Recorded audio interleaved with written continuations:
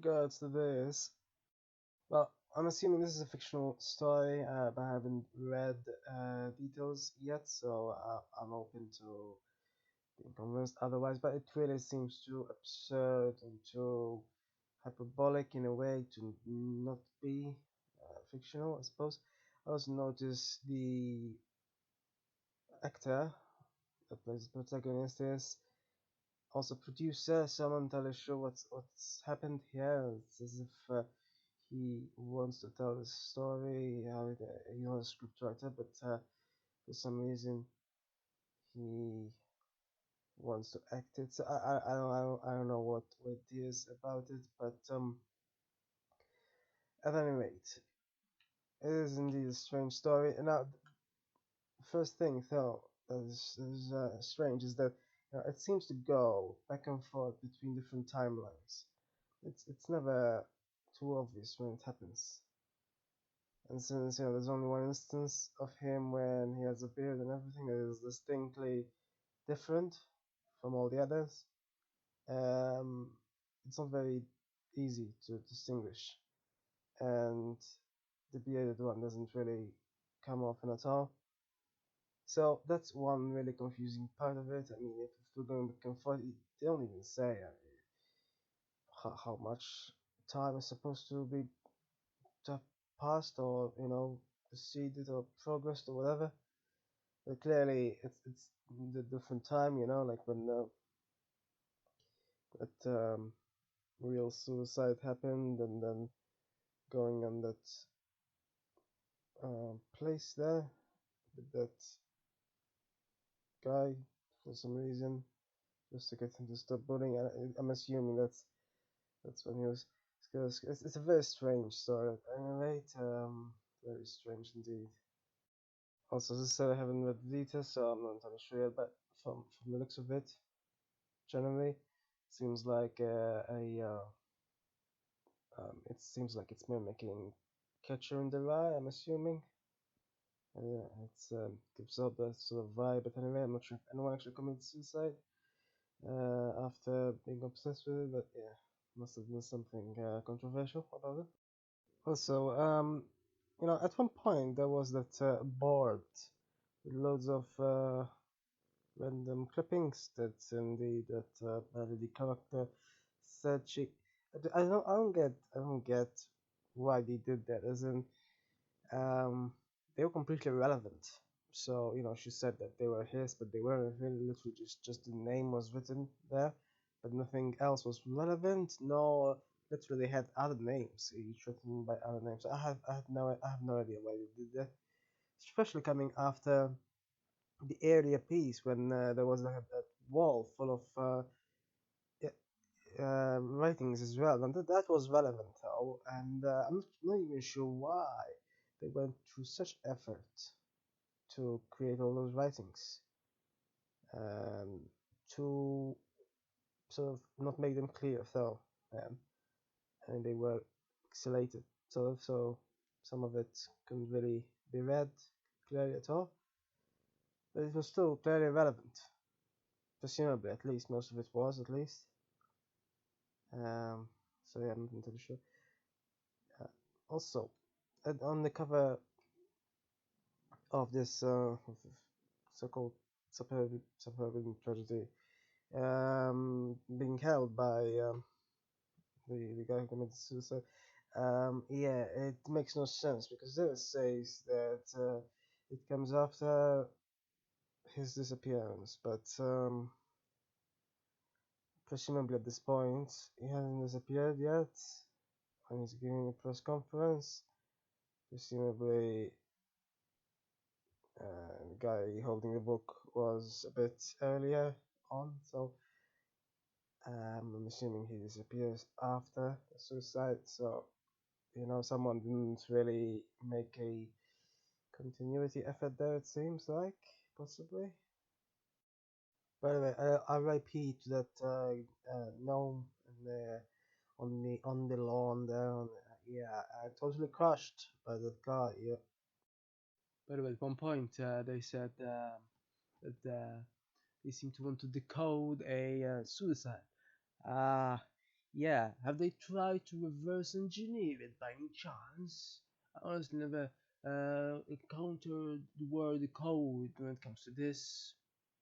Like, other sentiments possibly just not specifically decode, as if somehow suicide was programmed.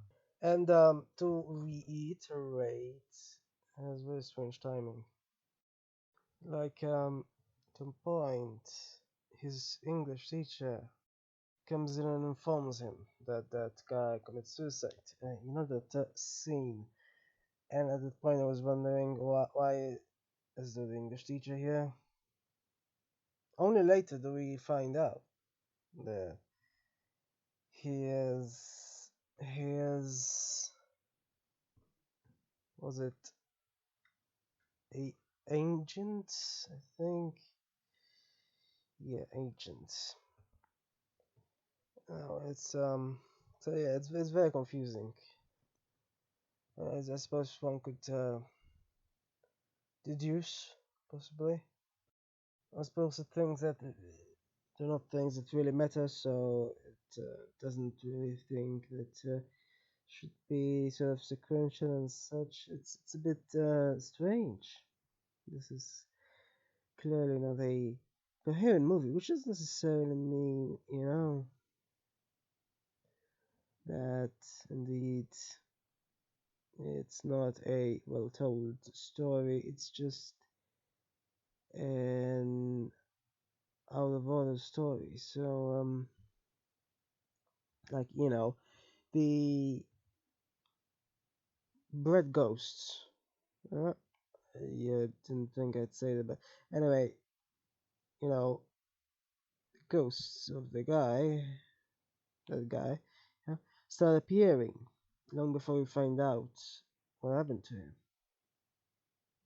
long before we find out where he got his inspiration from to write. So, yeah, it's a very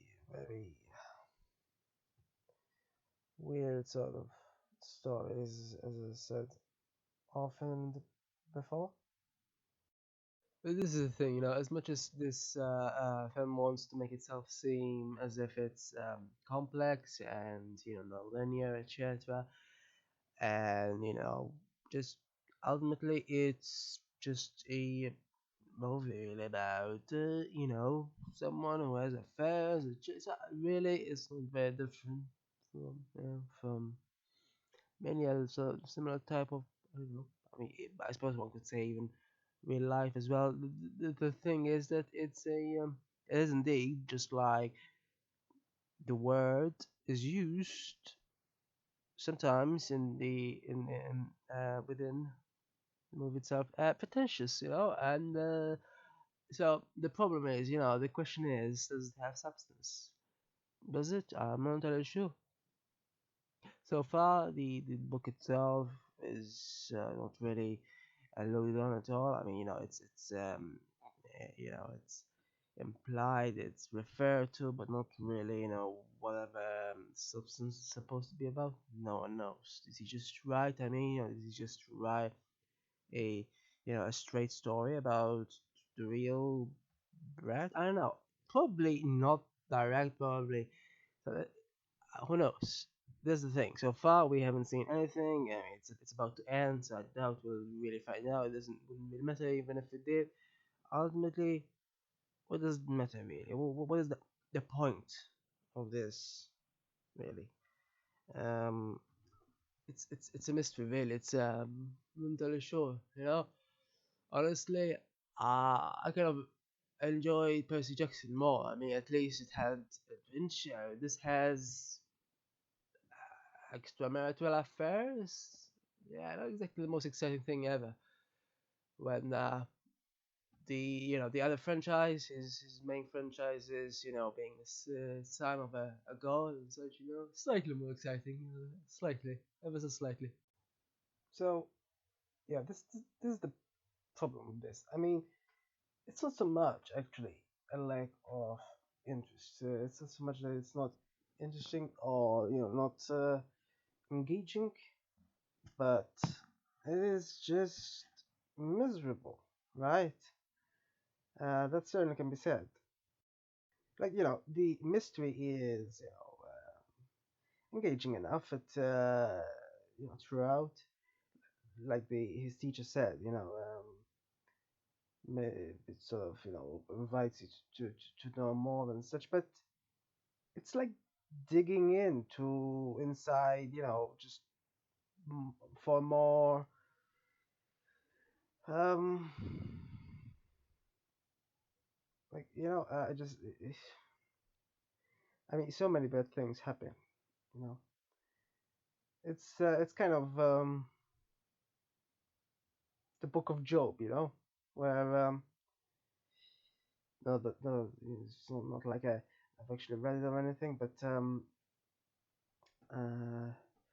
I've commented on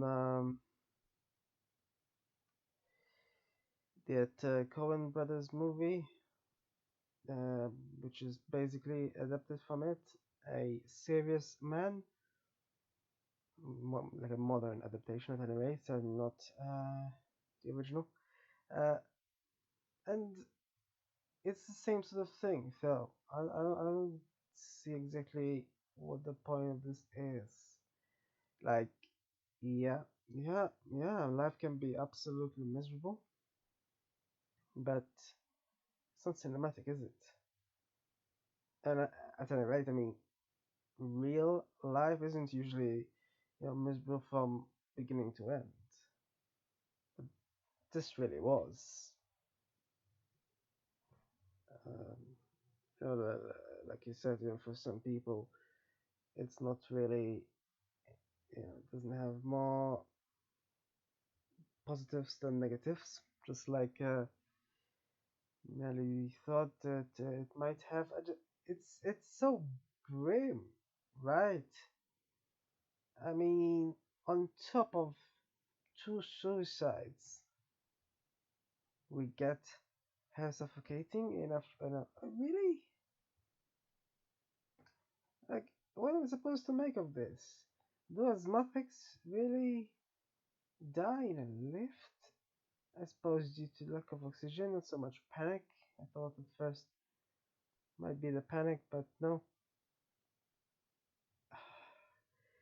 At any rate, I don't get it. It's what you know. Who went around thinking, yeah, let's show what would contribute to a breakdown. Now, how it could have been improved, though, actually, is if they showed more about what his hallucinations were about. I mean, they did that in A Beautiful Mind, and they did it so much better. Here, they just hallucinations, and that's it. That's it, pretty much. Yeah. Well, what's the point of that? Or they could have done something like Pi did, quite surreal. And in fact, he was alone there as well, although in this film he had a dog. So ultimately, it's not that I'm necessarily critical of the non-linear narrative after finishing it, so I can sort of see why it's non-linear. His mind is scattered all over, broken. Many questions, that one has. Kind of answered at the end. Then, like why did the dog have his child's name? So, but it's not a film that one enjoys. This is the problem. Whereas Percy Jackson was just exciting. This was like just grim. I mean, for a for a fictional tale, this is as grim as it gets. It's usually only real tales that are really grim, because reality is, of course, grim. But this isn't even reality. So I don't get it. I don't get why someone would write such a grim movie and think that it totally needs to be filmed. I've never seen anything else written or directed by Sean Christensen. Yeah, Christensen. Yeah, it's the movie before this one sounds grim as well. Before I disappear. Apparently, his short Curfew won an Oscar. And yeah, and Brink, which is also short. So he has two shorts and two feature-length movies. Great. Although one of the shorts is the original of one of the feature lengths, so they kind of one. I don't think Brink has anything to do with anything. I've never heard of this writer director. Nope. But yeah, apparently he wrote before he ever directed as well. Yeah, in 2011, and he was part of an indie rock band. He he really does a lot, huh, in his life. I suppose he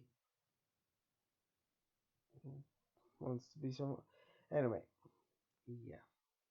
Um, apparently has a BA in graphic design and illustration. I still don't get though why he feels that such a grim movie needs to be made. I don't get it. I mean, it was actually more grim than some of the realistic, as in movies based on reality movies that I've seen, like um, like Glass Castle. Glass Castle was also about a dysfunctional family, and it was pretty grim. But this happened to be grimmer, and Glass Castle didn't have any suicides, if I'm not forgetting anything. But still had dysfunctionality, etc. I just don't get what the point of this is. This is the problem when it comes to, at least in Glass Castle documented something that actually happened. Like, I've spent 2 hours watching a grim movie that didn't even happen. And people still rate it 6.9. Not that, I know movies shouldn't be rated just based on whether they're grim or not. It's not like I rate, fluffy rom-coms highly or anything. I really don't. But, no, it really should be somewhere in between, though. I mean, this is grim for grim's sake. It really doesn't have much else to it. I mean, I don't know how on earth a supposed novel based on a suicide is supposed to be so well received. I mean, how many weeks, months did he say it was on the top selling list? It's ridiculous. Why would, unless a whole country suddenly is suicidal or something? Oh yeah, saying that, of course. But anyway, I don't get it. And who on earth commits suicide with a knife? It's a bit unrealistic. I mean, not many people, apart from you know um Japanese soldiers, due to honor, etc. But that's not even a knife. They use a sword, so slightly more practical. I think it's called harakiri. I think. Yeah. This stuff. What was this? It's just so grim from beginning to end. At one point, they even seemingly lied about him using a knife. He said that he used it. This so it's kind of an unreliable narrator, but I don't know. It was so weird the whole thing from beginning to end. Really, just very grim. One thing it did have though is awesome music, which I'm assuming might have something to do with the fact that he did, the writer directed the music himself in the past. I'm assuming. I'm just, and I did indeed notice the Philip Glass influences, but the movie is really too grim to appreciate the music in the sense. I'd rather just watch the music outside of the movie. I'm certainly not just going to watch the movie again just to get the music, you know. It's quite something. But the music was honestly one of the better aspects of the movie. Apparently, they were inspired by Vangelis and John Carpenter. Not entirely why John Carpenter. I mean, he's a direct. He's also a composer, apparently. Although I'm not entirely sure why. Um, have I seen? I mean, he does what? Mainly zombie movie? No, no, no. I'm not entirely sure if I've seen anything by him. I have seen Christine. Christine. I don't quite remember its music though, but yeah, don't think I've commented on that though. Uh, so anyway, I'm not entirely sure what his music is like at any rate, so don't exactly know. With regards to Vangelis, though, not entirely sure about Vangelis because Vangelis is more about orchestra, so as far as I know, and it's more sort of glorious music rather than. I mean, this clearly had a Philip Glass influence, though, more than anything.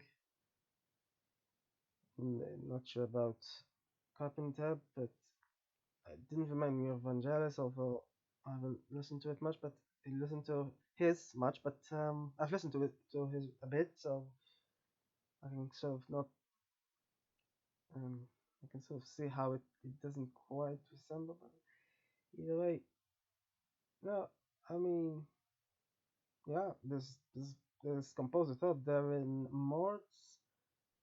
Um, I'm surprised he's not established. If indeed all his compositions here were original, and it's kind of impressive. And it, it, he looked to give the film a more genuinely hopeful tone. I'm not sure that could happen. Really, I mean, music generally complements whatever it's composing for. So yeah, doesn't quite work that way. I mean, it didn't quite, it's just gave it the tone it had, really. But it's not about hope. Hope, really. There's no hope in this movie. How is there any hope?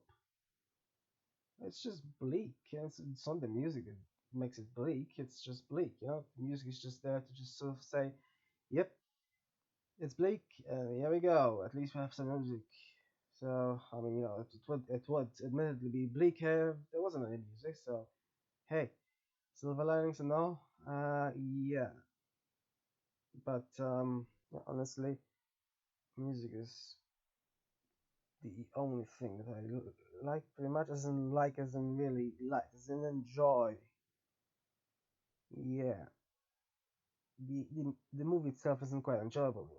It's, as I said, it's almost as horrid as reality can be sometimes. Realistic adaptations and such. So to recap, seriously one-dimensional. It's just all about grimness and it really is obsessed with the central protagonist for some bizarre reason, and I don't know how anyone can have a positive opinion about it, considering the fact that it is all about negativity.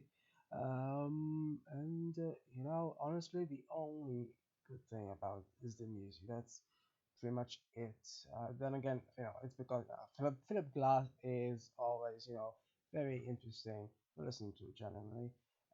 but I don't think the movie really reflected the best experience of music.